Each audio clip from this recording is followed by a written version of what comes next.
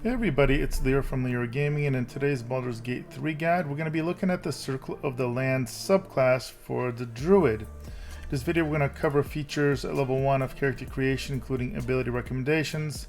Going to give you a full level 2 to 12 breakdown, as well as all the spells available as you level up. Now, after that, we will also show you general equipment recommendations and my thoughts on multiclassing the Circle of the Land Druid. You can use the timestamps below to jump to the area that most interests you. Remember, drop a like and leave a comment below of your thoughts, feedback, and questions. And now, without further ado, let's go and check out the Circle of the Land Druid.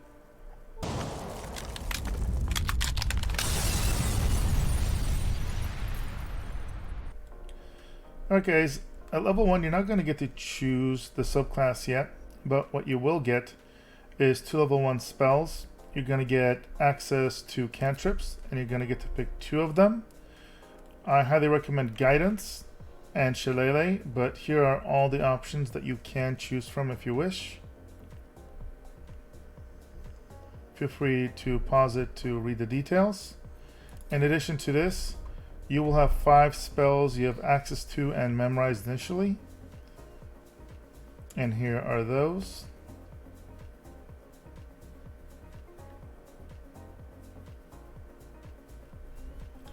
Now when it comes to abilities, I recommend 8 Strength, 14 Dexterity, 16 Constitution, 8 Intelligence, 17 Wisdom, and 10 Charisma. We've got the 14 Dexterity to maximize your AC while using medium armor. You want lots of health, and this will also help you with your saving throw when it comes to maintaining concentration spells. And in Wisdom, we do have 17 at 17. If you use the Hag trick, or rather the Hag feature, if you savor, you can get +1 Wisdom, and this will bump it up to 18 Wisdom if you choose that. And it will make it so that you can get to 20 Wisdom much easier. If for whatever reason you're choosing not to go that route and get that point, then you can just as easily drop this to 15 and bump something else up as you wish. But for min-maxing, this is pretty good. And at level 2, you do get to choose the Circle of the Land Druid. Unlike the Circle of the Moon Druid, that's all about transformations, and Circle of the Spores, it's going to be a little bit more necromantic in nature and a little beefier, that has options to do melee if you really want as well. This is going to be the closest thing to a pure caster. However, with that being said, that doesn't mean that you cannot transform. You can, wild shape, but it does take an action instead of a bonus action, and you can still do it twice per short rest. You're also going to be more limited with what creatures you can transform into. At level 1, you can only transform into a badger, the spider, the wolf, and a cat. If you want to see what these look like, in my Circle of the Moon video, I do a full showcase showing all of the transformations and how they're like at level 12. So make sure to check out that video and use the timestamp to view those. And then you're also going to get Natural Recovery. As an action, you can replenish expended spell slots while out of combat. Now you will get to pick another cantrip, and you will still only be able to prepare 5 spells as at level 1, but now you have access to all of them here. So let's take a look at the ones that are available. Again, feel free to pause the video if you want to read them. There's a good variety of offensive and defensive spells here. I do want to point out that both Longstrider and Speak of Animal are great to cast as ritual spells, meaning they will not use up a spell slot. Both of them last until the end of your long rest, do not need concentration, and they can either let you speak of animals or let you move faster anytime you move or move further. You can also cast this on your colleagues for the same cost. So those are both very versatile. Now do note, as you level up, you're going to be able to prepare more and more spells, as I will be mentioning, but you will always be choosing amongst all your spells. And as you unlock more levels, there will be more and more potential spells. So eventually you'll have level 1, 2, 3, 4, 5, maybe even level 6 spells, and you're going to be able to choose a certain amount of prepared spells from across all of those. Now at level 3, you're going to get 1 more level 1 spell, and also going to get 2 level 2 spells. This is going to gain you access to level 2 spells in general, and here they are again. Enhance ability is amazing. It does require concentration though. And as you'll see, there'll be a variety of offensive, defensive, and support spells that you can choose from. Moonbeam is also great for offense that you can repeatedly use for one spell slot. And Protection from Poison is another one of those spells that once you cast it, it lasts until long rest and can give you resistance against poison. So situationally, this could be great. You're going to be able to prepare 6 spells across your 2 levels. And you're also going to get the Circle of the Land feature. And this is going to give you 2 spells that are always prepared. And you can choose from Arctic, that will give you access to Hold Person and Spike Growth. Coast, which will give you a Mirror Image and Misty Step, both excellent. Desert gives you Blur and Silence. Forest gives you Bark Skin and Hold Person. Grassland gives you Invisibility and Pass Without Trace. Mountain gives you Mirror Image and Spike Growth. Swamp gives you Melf's Acid Arrow and Darkness. And the Underdark gives you Web and Misty Step. Alright, a level 4, you're gonna get 1 more level 2 spell slot. You're gonna be able to select another cantrip. You're gonna prepare 7 spells. You will also now be able to transform into a Deep Wrath. And you're gonna get your first feat. Now feat wise, you can't go wrong with ability improvements to get your wisdom up towards 20. Also, as you'll be doing a lot of casting, and there's quite a few concentration spells out there, Warcaster can be phenomenal to give you advantage on saving throws to maintain concentration or a spell. If for whatever reason you had 15 Constitution instead of 16, you could actually use Resilient to bump that up to 16 and also allow you to get Proficiency with Constitution saving throws, which will again help you maintain your concentration checks even more. And another option that could be quite good for you, since you're going to be doing a lot of casting, is Elemental Adept. You get to pick one of these types of damage, and you're going to ignore spell resistance of that damage type. And when you cast spells of the type, you cannot roll a 1. So again, if you're going to be casting a lot, that one could be quite useful as well. Now there is one more feat to consider, and that is Tavern Brawler. So what this normally does is when you make an unarmed attack, use an improvised weapon, or throw something, your strength modifier is added twice to the damage and attack rolls. So what this doesn't say is that this will actually work with druids when they're transformed into strength-based transformations like the owlbear. So this can be very helpful for increasing damage and to hit if you find yourself transforming a decent amount. Do note this has been bugged recently, well, since the game came out, and it works for the attacks but doesn't seem to work for the damage, but I believe it should work, so hopefully this will be fixed. Either way, it's something to consider for your builds. At level 5, you're going to get 2 level 3 spell slots. You're going to get Wild Strike, so you can make an additional attack after making unarmed strike while in wild shape. You're going to get access to level 3 spells, and here are all the options for you. You're going to get to prepare 8 total across all of these.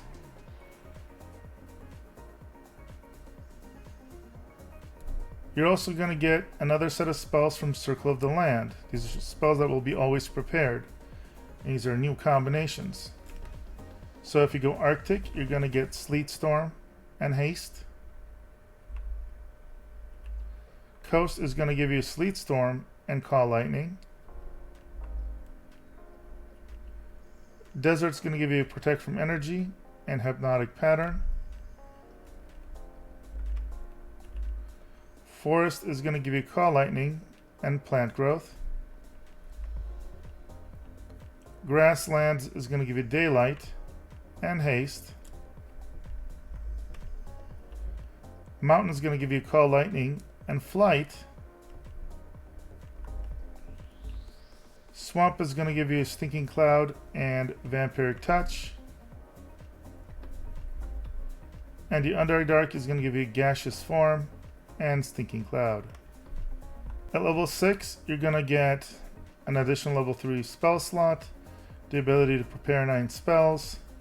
You're going to get Land Stride Difficult Terrain, so difficult terrain is no longer slows you down. And you can now transform into a Panther as well as an Owlbear. At level 7, you're going to get a level 4 spell slot and access to level 4 spells.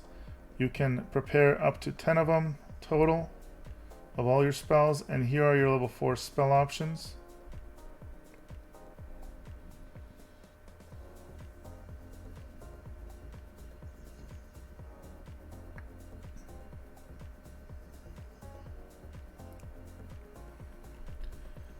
You're also going to get 2 more spells from another tier of Circle of the Land spells that are always prepared. Arctic gives you Conjure Minor Elemental and Ice Storm. Coast gives you Freedom of Movement and Confusion. Desert gives you Blight and Wall of Fire. Forest is going to give you Conjure Minor Elemental and Grasping Vine. Grassland gives you Freedom of Movement and Polymorph. Mountain is going to give you Stone Skin and Dominate Beast.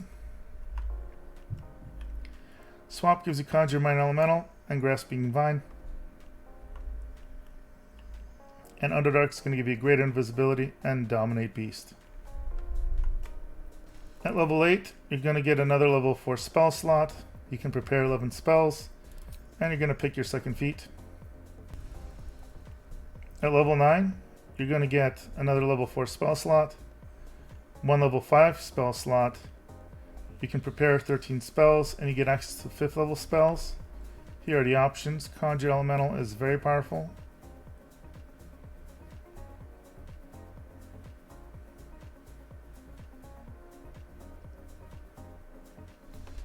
And you're going to get 2 more spells that are always prepared from Circle of the Land at this tier. Arctic gives you Cone of Cold and Contagion. Coast is going to give you Conjure Elemental and Greater Restoration. Desert is going to give you Wall of Stone and Insect Plague. Forest is going to give you Mass Cure Wounds and Contagion. Grassland is going to give you Greater Restoration and Insect Plague. Mountain is going to give you Wall of Stone and Conjure Elemental. Swamp is going to give you Insect Plague and Cloud Kill. And Underdark is going to give you Contagion and Cloud Kill. At level 10, you're going to get another level 5 spell slot. Improve Wild Strike, so you can now make 2 additional attacks after making Unarmed Strike while in Bear Shape, or rather Wild Shape. You're going to be able to pick yet another cantrip, prepare 14 spells. You're also going to get a subclass feature called Nature's Ward. You can't be charmed or frightened by elementals and fays. Disease and poison also no longer affect you, so very potent there. And you can now also Wild Shape to a Dilophosaurus. At level 11, you're going to get a level 6 spell slot. You can prepare 15 spells and get access to the following 5 level 6 spells. Sunbeam's quite powerful. And at level 12, you're going to be able to prepare 16 spells, and you're going to pick your final feat. Alright, when talking about equipment for the Circle of the Land Druid, this is a Druid that is going to spend more time not shapeshifted than the other subclasses, although they can still very effectively shapeshift. I definitely recommend, since you have 14 dexterity and the setup, to get the best possible medium armor you can. I would lean more towards having a shield and a one-handed staff so that you can be more tanky. get a nice bow or crossbow to give you some range damage potential if you're low on spells, for example, but you can also get something that just gives you some support stats on the range slot. And then really when it comes to the rest of your equipment, you can do a combination of support items that will give you access to extra spell casts or extra spell slots since you like casting a lot with this build. Anything that will help you do more damage or be more effective while transformed is helpful, but not as helpful as for the Circle of the Moon Druid, since you're not going to spend as much time in that form of this setup. If you were, then you should just go Circle of the Moon Druid. Now when it comes to multi-classing, I'm a little bit torn on this. You still, as you level up, get the scaling transformations that are better the higher level you get. You get a lot of variety of offensive and defensive spells with this druid. You could definitely multi-class in it if you wish to, but I don't know how productive it would be. If you multi-classed with a martial class like a fighter, I guess you could potentially get heavy armor if you want to be a little bit more tanky on it, because you technically can wear heavy armor as a druid in this game. There's no limitations on that, but otherwise you get pretty much everything you need for a caster with this setup that can also be quite tanky when need be if they transform. Alright guys, that's going to bring me to the end of the Circle of the Land subclass for the druid. I hope you found it informative and helpful. If you did, make sure to drop a like. Let me know your thoughts in the comments below. And as always, if you want to see more from me, make sure to subscribe. Thank you for your support, and I'll see you in the next video.